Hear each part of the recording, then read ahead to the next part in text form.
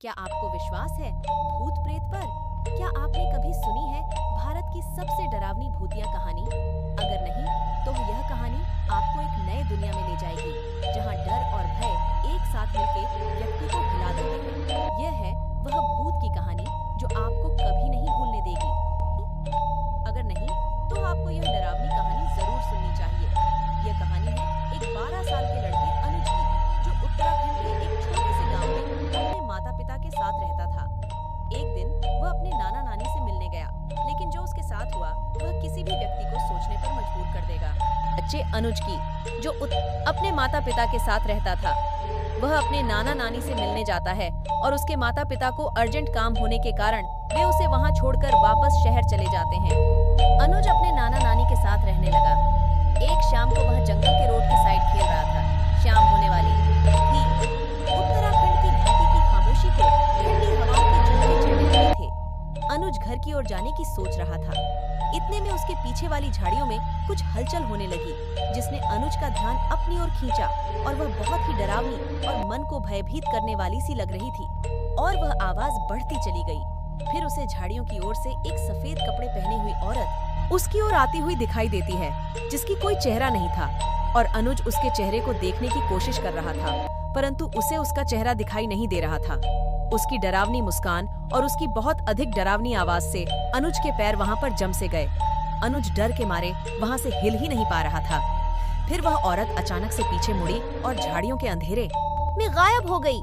अनुज डर के मारे वहां पर खड़ा कांप रहा था। थोड़ी देर में वह होश में आया और घर की ओर भागने लगा।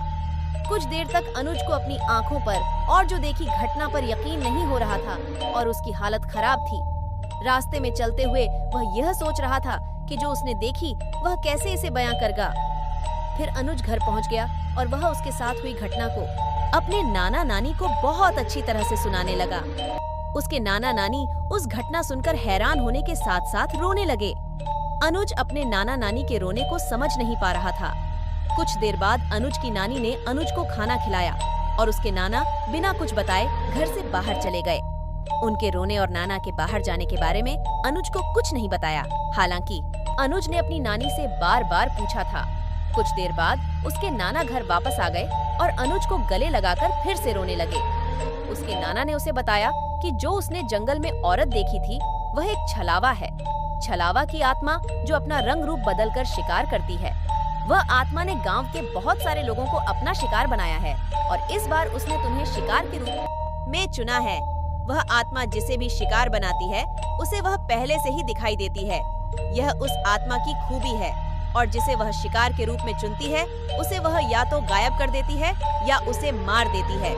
वह किसी बहाने से उस व्यक्ति को जंगल की ओर बुलाती है। फिर उस व्यक्ति के साथ क्या होता है किसी को मालूम नहीं है और आज तक किसी को मालूम भी नहीं है। जो वह व्यक्ति आज तक उस आत्मा के नजर में आया है वह बच नहीं पाया है और अनुज उसका अगला शिकार होने वाला है। अनुज के नाना फूट फूट कर रोने लगे और वह अपने अंदर साहस पैदा करके अनुज को कहने लगे कि बेटा, तुम्हें डरने की कोई आवश्यकता नहीं है, क्योंकि मैं पास के एक तांत्रिक से लोबान लेकर आया हूँ जो आपकी बुरे साय से रक्षा करेगा। और मैंने आपके मम्मी पापा को भी फोन कर दिया है, वह कल आ जाएंगे और तुम्हें यहाँ से ले जाएंगे। यह कहकर अनुज के नाना ने वह लोबान कमरे के कोने में जला दिया। लोबान जलाने के बाद अनुज के नाना ने कहा कि कमरे के अंदर जाने के बाद कुछ भी हो जाए पर दरवाजा नहीं खोलना है।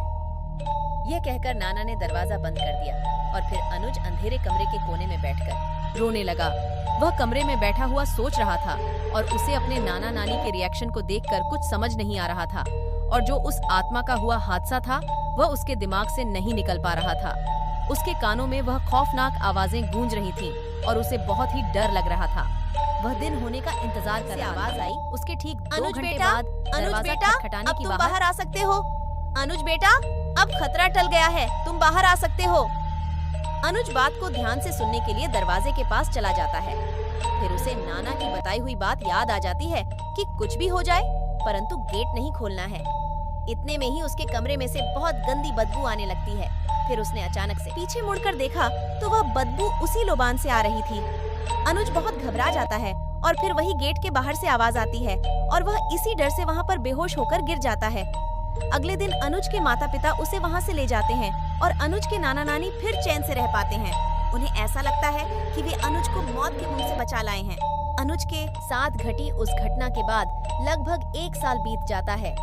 अब अनुज उस सदमे से बाहर निकल चुका है, लेकिन वह फिर कभी अपने नाना नानी के पास नहीं जाता। हालांकि उसका अपने नाना नानी से गहरा लगाव है, परंतु उसके घर वाले मानते हैं कि वह अभी तक पूरी तरह से ठीक नहीं है।